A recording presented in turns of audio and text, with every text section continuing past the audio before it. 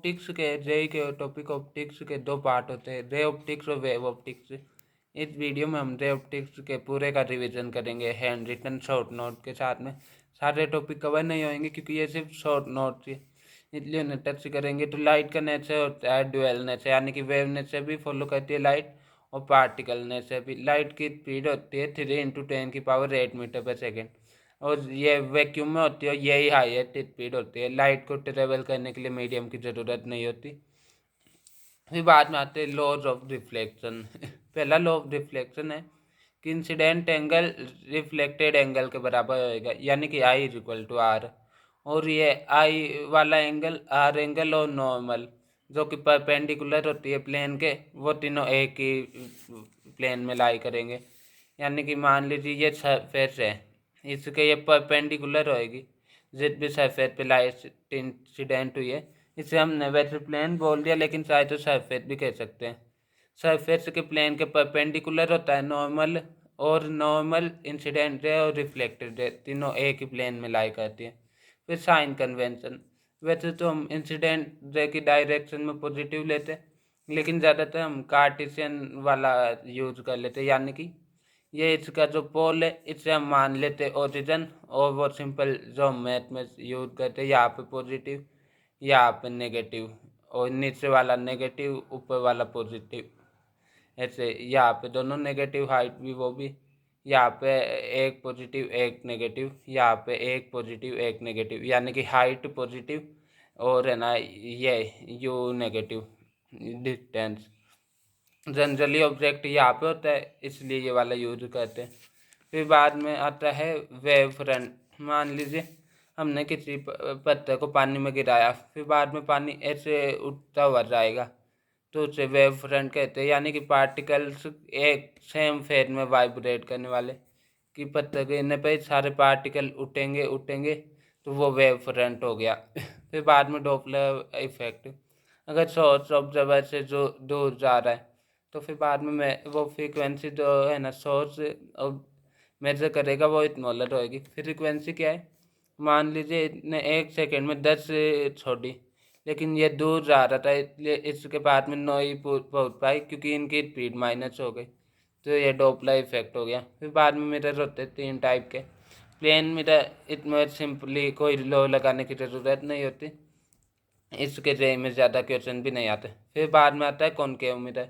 मान लीजिए एक स्फेरिकल मिरर है, हमने उसे याद से काट लिया, तो इसे याद कैसे करेंगे कॉनकेव मिरर को? कॉनकेव मिरर में केव बनी हुई होती है, यानी कि केव के जैसा स्ट्रक्चर, जैसे कि केव ऐसी होती है। तो फिर बाद में ये केव का एंट्रेंस होता है, तो ये हो गया कॉनकेव मिरर। तो इसके इस साइड पे डोपिंग हुई होती है, यानी कि यहाँ पे हम सिल्वर या कुछ भी लगा देते हैं ताकि है ना ये मिरर की तरह एक्ट करे। कॉन्वेक्स में दूसरी तरफ यहाँ पे कॉनकेव मिरर का ये रेडियस ऑफ कर्वेचर, वो जिस सर्किल का ये पार्ट है उस सर्किल का सेंटर रेडियस ऑफ कर्वेचर, और रेडियस ऑफ कर्वेचर का आधा होता है फोकस, और फोकस का डिस्टेंस पोल से कहलाता है वो फोकल लेंथ।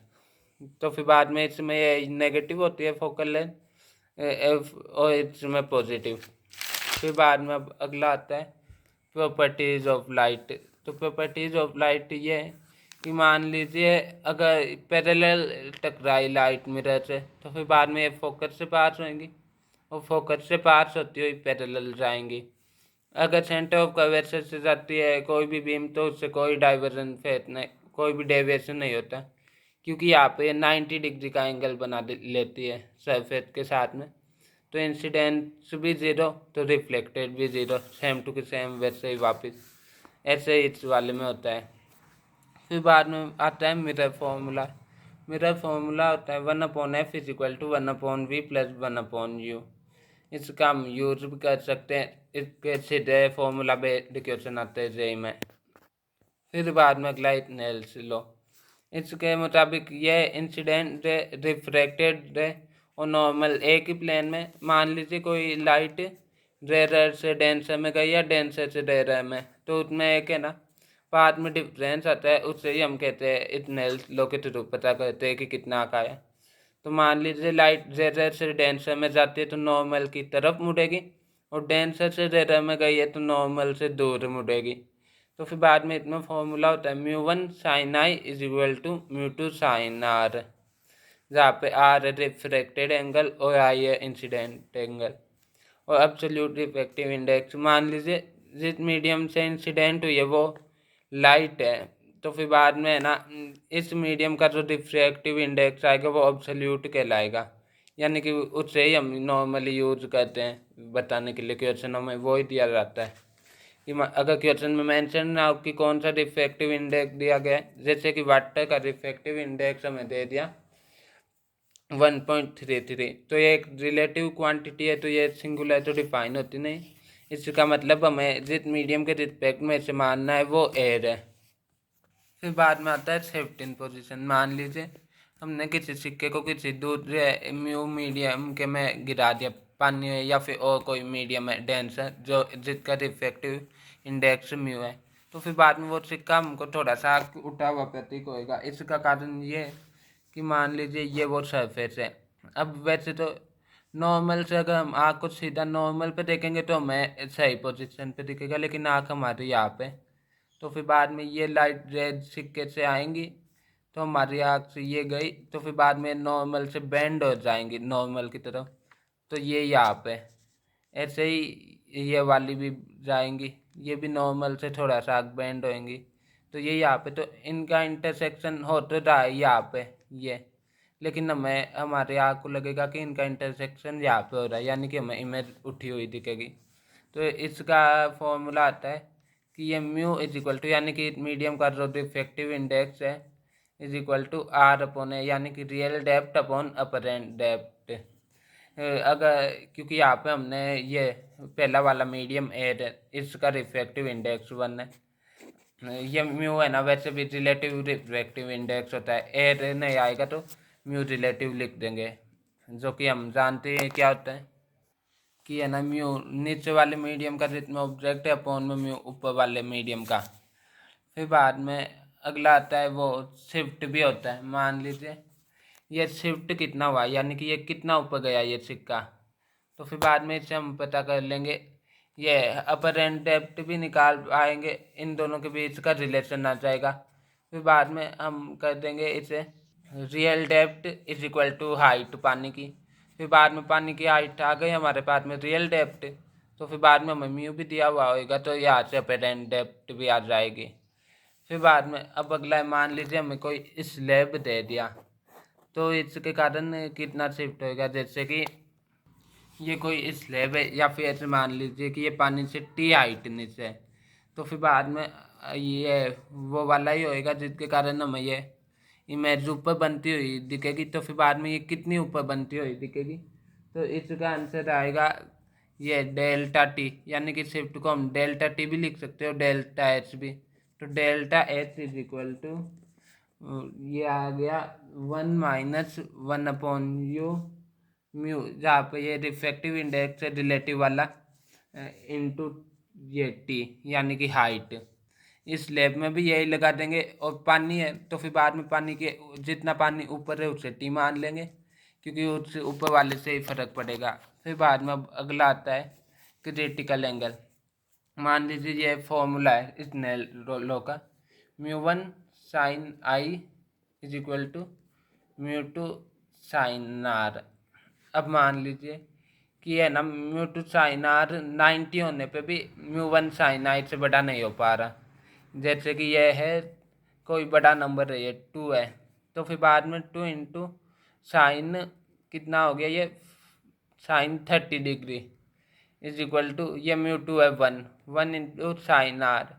अब साइन आर को आप कितना ही कर दीजिए 90 से बड़ा, वो साइन की वैल्यू कभी भी 1 से ऊपर जाती नहीं, तो फिर बाद में 2 साइन 30 से कभी भी बड़ा नहीं हो पाएगा, तो लाट ये 2 साइन 30 के बराबर हो जाएगा, तो जहाँ पे ये इसके बराबर ही हो पाए वो तो हो जाता है ये क्रिटिकल एंगल। अब क्रिटिकल एंगल से ज़्यादा बड़ा कर दिया तो रिफ्रैक्शन पॉसिबल नहीं है, क्योंकि ये कोई भी एंगल कर ले ये रिफ्रैक्ट कर ही नहीं सकता, क्योंकि ये 1 से बड़ा हो ही नहीं सकता, चाहे ये कितना ही एंगल कर ले। मान लीजिए हमने 45 डिग्री पे इंसिडेंट करवा दिया, तो ये तो बन गया √2, लेकिन 1 को हम साइन के आर के किसी भी वैल्यू से मल्टीप्लाई कर दें, ये बड़ा बनेगा नहीं या फिर बराबर बनेगा नहीं, तो इसलिए तब होता है टोटल इंटरनल रिफ्लेक्शन, जिसे हम कहते हैं TIR।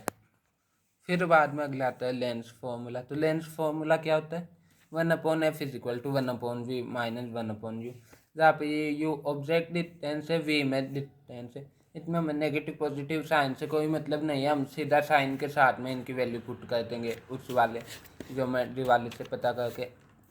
फिर बाद में लेंस दो टाइप के होते हैं, कॉन्वेक्स लेंस और कॉनकेव लेंस। कॉनकेव लेंस के दोनों साइडों में केव बनी हुई होगी। कॉनकेव लेंस को डाइवर्जिंग भी कहते हैं, क्योंकि इसमें कोई भी लाइट बीम आएगी सीधी तो ये उसे एच कर देगा, एच से, जैसे कि एच से, ये एच से। वही कॉन्वेक्स लेंस कन्वर्ज कर देगा एच से, पैरेलल वाले को फोकस पे कर देगा, ये है ना ऐसे कि यहाँ पे इस साइड में फोकस से मिले अगर पैरेलल आए तो। अब आती है power of length. Power = one by focal length. Focal length हम मीटर में पुट करेंगे। और पावर एडिटिव होती है, मान लीजिए हमें दो लेंसों को कंबाइन कर दिया तो उनकी पावर बन जाएगी P = P1 + P2। फिर बाद में अगला आता है ये लेंथ फॉर्मूला, जो कि हमने देख लिया, 1/f = 1/v - 1/u है। और मैग्नीफिकेशन, मैग्नीफिकेशन होता है h2/h1, यानी कि है ना हाइट ऑफ इमेज अपॉन में हाइट ऑफ ऑब्जेक्ट। इसे हम ऐसे भी लिख देते हैं -v/u, क्योंकि u नेगेटिव होता है, लेकिन हमें तो मैग्नीफिकेशन पॉजिटिव लाना है, क्योंकि ये इनका रेशियो पॉजिटिव होएगा तो हमें ये भी पॉजिटिव लाना होगा, तो इसलिए हम यहाँ पे माइनस का लगा देते हैं। फिर बाद में अगला आता है हमारे पास में प्रिज्म का। यहाँ पे ये ऐसा नहीं है कि मैग्नीफिकेशन नेगेटिव नहीं हो सकता, ये नेगेटिव भी हो सकता है, लेकिन कॉमन केस में इसे वैसे करने के लिए आप इस तरीके से मान लीजिए कि ये फॉर्मूला है जो हमें सिंपली लर्न करना होता है, क्योंकि ये इस केस के मुताबिक है कि वो h2/h1 अगर पॉजिटिव है तो ये भी पॉजिटिव ही आना चाहिए, लेकिन u नेगेटिव होने के कारण गड़बड़ हो जाती है, इसलिए नेगेटिव का साइन आ जाता है ताकि पॉजिटिव बन जाए। h2/h1 नेगेटिव है तब ये भी नेगेटिव आ जाएगा। ये फॉर्मूला सेट है इस प्रकार से। फिर बाद में आता है प्रिज्म। प्रिज्म फॉर्मूला होता है I + E = A + डेविएशन। अब यहाँ पे ए क्या होता है, ए होता है प्रिज्म एंगल, यानी कि प्रिज्म का ये वाला एंगल। फिर इससे कहते हैं हम ए, इस एंगल को। फिर बाद में आई होता है, मान लीजिए प्रिज्म पे इस एंगल पे इंसिडेंट हुई, ये हो गया आई। फिर बाद में ये यहाँ से जिस एंगल पे रिफ्रैक्ट हुई है इसे कहते हैं R1, और अगला एंगल इसे हम कहते हैं R2। फिर बाद में जिस एंगल पे एमर्जेंस होती है उसे हम कहते हैं ई, ये ई। अब अगला आता है डेविएशन एंगल, जिसे हम इस अजीब से एक साइन से शो करते हैं। ये क्या होता है, मान लीजिए ये प्रिज्म ना होता तो ये लाइट इस डायरेक्शन में जाती, यानी कि इस एंगल पे, लेकिन प्रिज्म के कारण ये कौन से एंगल पे गई है, इस तरफ, यानी कि यहाँ पे। तो इन दोनों के एंगल का फर्क ही आ जाता है, ये डेविएशन। और डेविएशन मिनिमम तब होता है जब आई ई के बराबर हो और ये R1 और R2 दोनों बराबर हो। और ये प्रिज्म का मीडियम यानी कि म्यू क्या होता है, sin I/sin R, जहाँ पे म्यू ये बाहर वाला सरफेस एरिया है, वरना म्यू रिलेटिव लग जाता है लगभग। फिर बाद में आता है मैग्नीफाइंग पावर, यानी कि कितना मैग्नीफाई कर सकते हैं, जो कि यहाँ पे मैग्नीफिकेशन भी था।